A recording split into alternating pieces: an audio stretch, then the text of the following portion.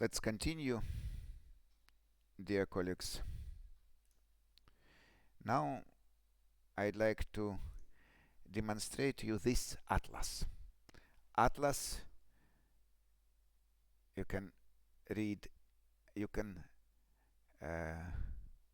distinguish this written word Pirogov.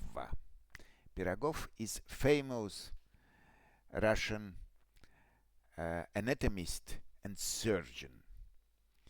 He lived in 19th century, and he is the founder of the topographic anatomy and many famous methods of surgical operations. Maybe you know similar atlases, for example, complete anatomy. Do you know complete anatomy? No?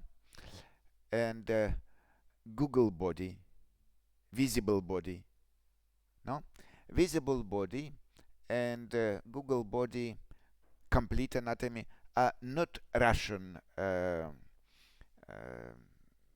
learning products, but Pirogov is Russian learning product. And we have here in our computer and in third auditorium and fifth auditorium this soft, and when you come to study in evening time, you can use it for best preparing. But now let's try to have acquaintance with it. So you can see that we can change the language. Now we use English language in this atlas. So several divisions. Human anatomy. Now we are learning together human anatomy, and next year you shall learn regional anatomy. So now we use human anatomy. If you use human anatomy, so we can have two models, men and women.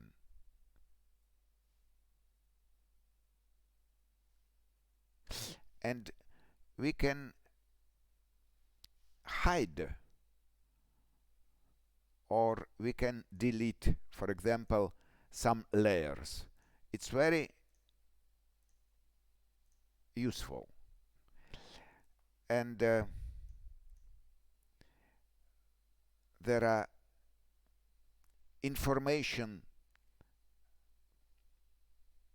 table here, so you can read each moments concerning the structure which you study, and it's very useful for understanding topographic principles.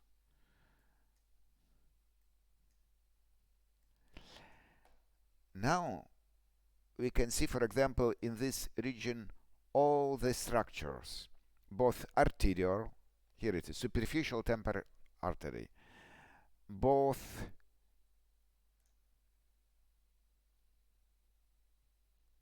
venous, both lymphatics, so we can understand the relationships between these different structures. But today for us is better to use the another way, so-called scenes. So I prepared for you this scene. I already before hide it or delete several layers, and now we can distinguish the most important branches we should to know. So let us try to recognize this is the heart, core. From it, the aorta originates. So let us make large magnification, and aorta has ascendant part, aorta ascendens, arcus aorta, and descendant part. Descendant part I have deleted for it shouldn't miss us now. And from arcus aorta originates three vessels.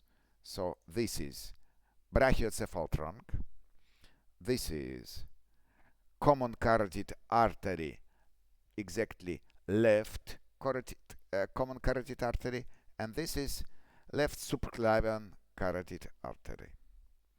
And truncus brachiocephalicus, it divides into common carotid artery from right side, right common carotid artery, and left side, right subclavian artery. I was mistaken.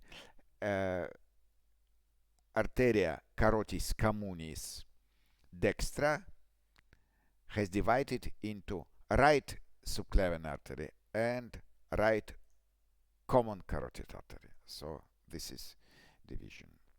So we can see that from left side, both common carotid artery and left subclavian artery, they are longer than from right side. It's clear because this part, truncus brachiocephalicus, brachiocephal trunk, it is trunk which before the division. And very good to see here. No, I don't want it to be. So very good to see the relationships between the main branches of arteria subclavia. We have already said that there are three segments. First segment and first vessel from first segment is vertebral artery. Here it is, vertebral artery from left side, and let us find it from right side. Oh, here it is, vertebral artery. It is first branch of arteria subclavia dextra and arteria subclavia sinistra. Two next branches of first segment are directed in different direction. It's interesting that here second branch is internal thoracic artery, which directed downwards, and here it is right internal thoracic artery. And now I try to make not so large magnification, for we can understand the type of branching of arteria thoracic interna. In each intercostal space, it gives this horizontal orientation branches which are intercostal arteries. Rami intercostalis anteriores. So they passes from medial side to lateral and making vascularization, first of all, of musculus intercostalis externum and internum. And then this branch. What is this branch?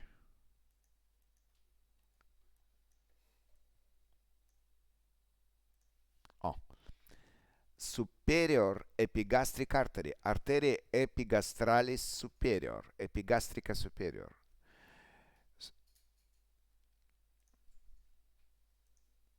So really we can see that arteria thoracica interna becomes new vessel with new name when it passes under the diaphragm.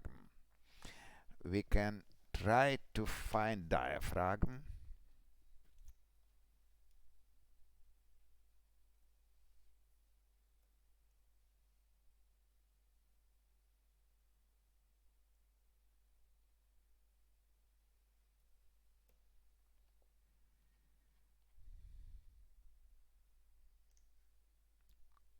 Here it is. I use the diaphragm now for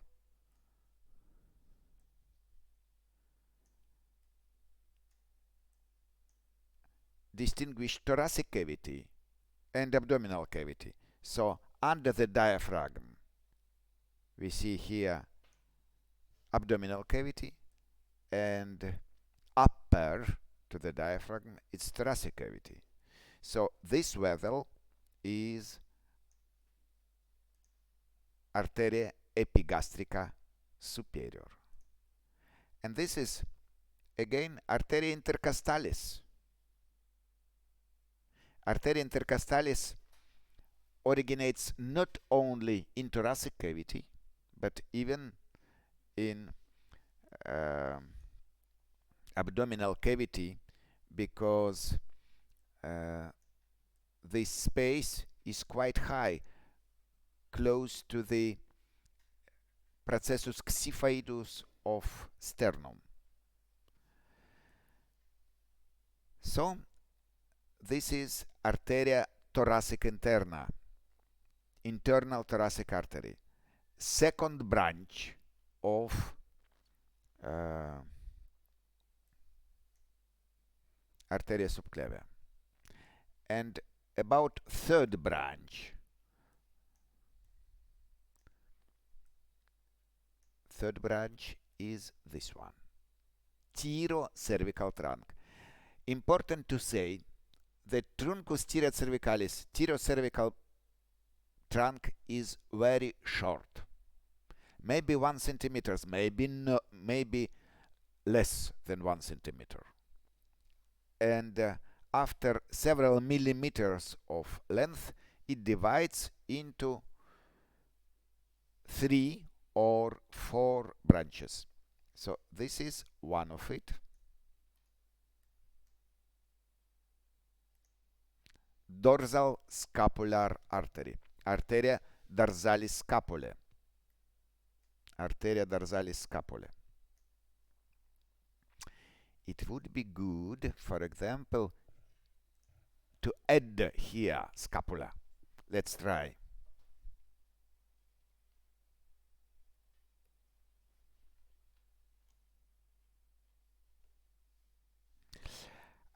When I find scapula, we can see here twice it. So first is right scapula and second is left scapula. We shall use right scapula. Oh.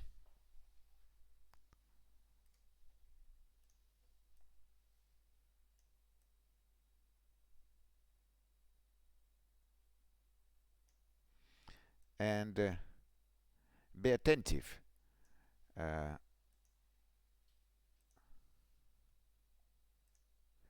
Now I colorized it in red color. So arteria dorsalis scapulae pass to the medial border of scapula, and then it has several small branches for vascularization musculus infraspinatus. So this is spina scapulae. Now my pointer is on the spina scapulae really. So under spina scapulae we can find musculus infraspinatus, which is vascularized by this vessel, arteria dorsalis scapulae. Why dorsalis? Because it passes on the dorsal surface of the scapula, not in the anterior surface.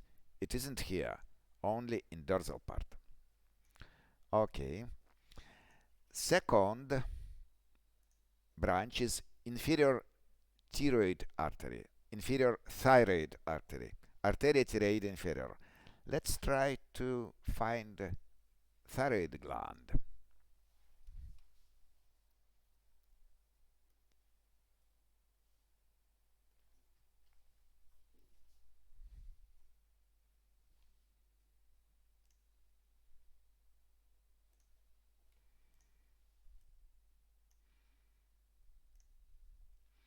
Again, I want to colorize it in red color.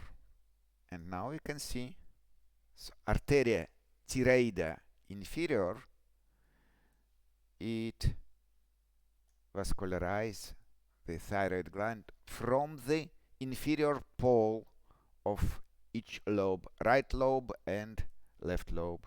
So here they are. And then the prolongation of the truncus thyrocervicalis is ascending cervical artery, arteria cervicalis ascendens. Let us again colorize it. Oh, here it is. And truncus cervicalis, thyrocervicalis, I also colorized.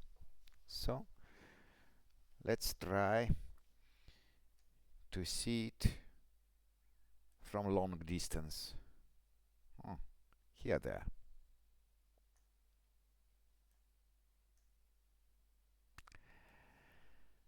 Then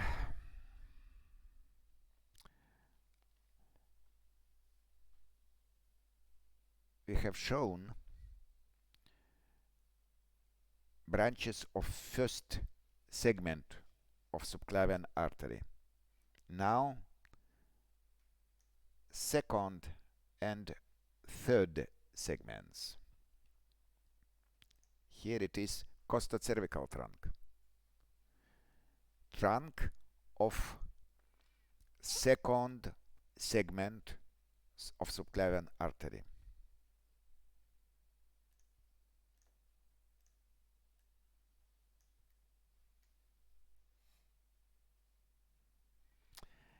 It divides into two branches.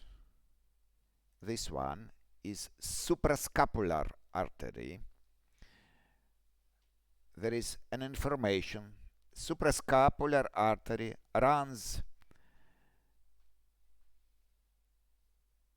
downwards, being located posterior to the clavicle, anterior to anterior scalene muscle, and gives off small acromial branch, and so on. Very important. We can read it, and let us colorize it.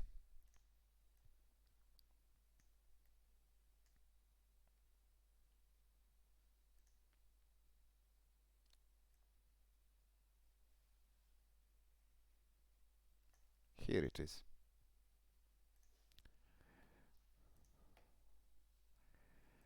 And the second branch is this one.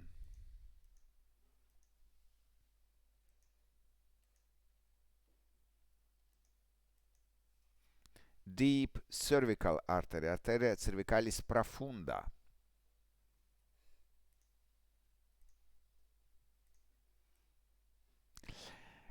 It is good possibility to understand that two trunks, truncus tira cervicalis and truncus costa cervicalis, they goes in different directions.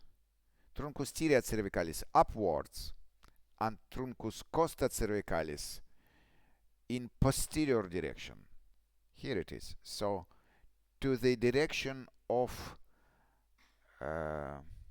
vertebral column, and after it divides in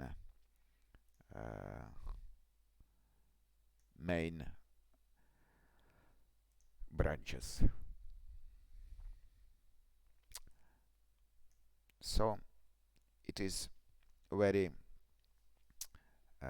convenient for understanding the way of vascularization. I'd like to save this scene.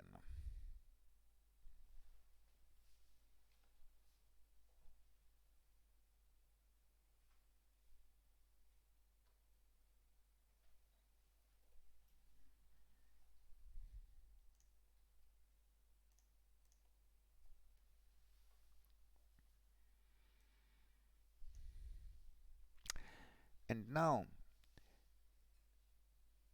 another prepared scene for understanding the relationships between the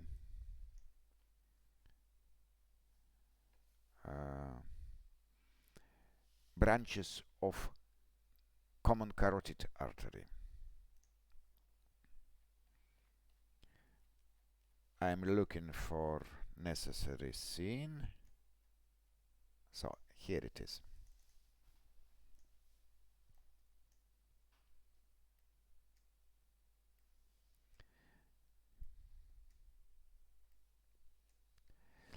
You can say me that it's difficult to understand where is arteria carotid communis.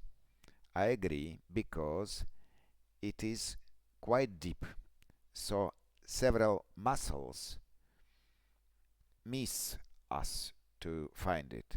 For example, this muscle, what is platysma? So we can delete it. I delete it. And now arteria carotis communis is quite good seen. Musculus sternocleidomastoidus is hidden, but I can also delete it. And now we can see that arteria carotis communis dextra are divided into arteria carotis sinistra, arteria carotis interna dextra, and arteria carotis externa dextra. What is this of yellow color? Salivatory gland, I agree. So we can hide it. It misses us. Small muscles of external ear, we shall delete them. And now we can distinguish the main branches of external carotid artery. For example, this one, facial artery, arteria facialis. It's good seeing that arteria facialis penetrates the submandibular gland. Again, we can delete submandibular gland, and it's better seen than that arteria facialis pass to the middle part of the mandible, and then here it is pass on the anterior surface of mandible. Here we can palpate it pulse. We can put our finger on the artery and feel the pulse in this artery. Then it comes in direction to the lateral portion of the mouth, and in the finishing portion it have another name, angular artery. So it is arteria angularis, which should make anastomosis with ophthalmic artery. So from ophthalmic artery, the finishing branch is communicating with angular artery, and that's why blood from internal carotid artery through ophthalmic and external carotid artery through angular artery can mixed.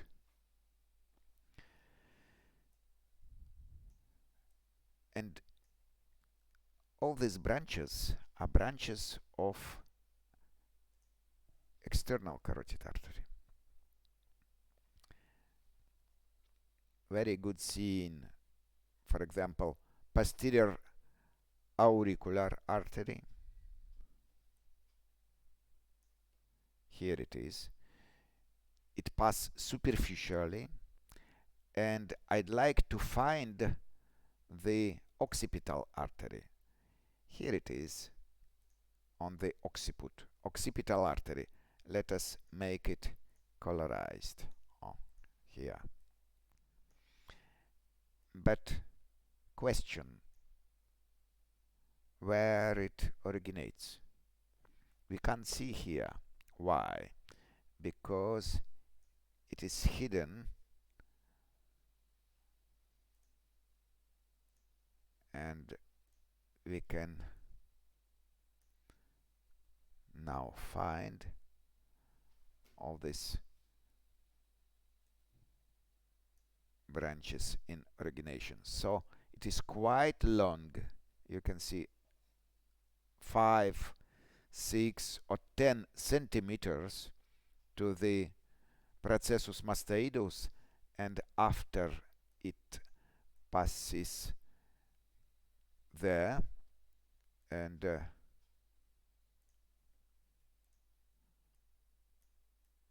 we can find it on the occiput later. So for understanding the way of moving of each artery, it is quite convenient possibility. So when you work here, you can use this anatomical atlas, and both in the classes and in evening you are preparing time. So, dear colleagues, I invite you to use this new possibility for making preparation. Thank you.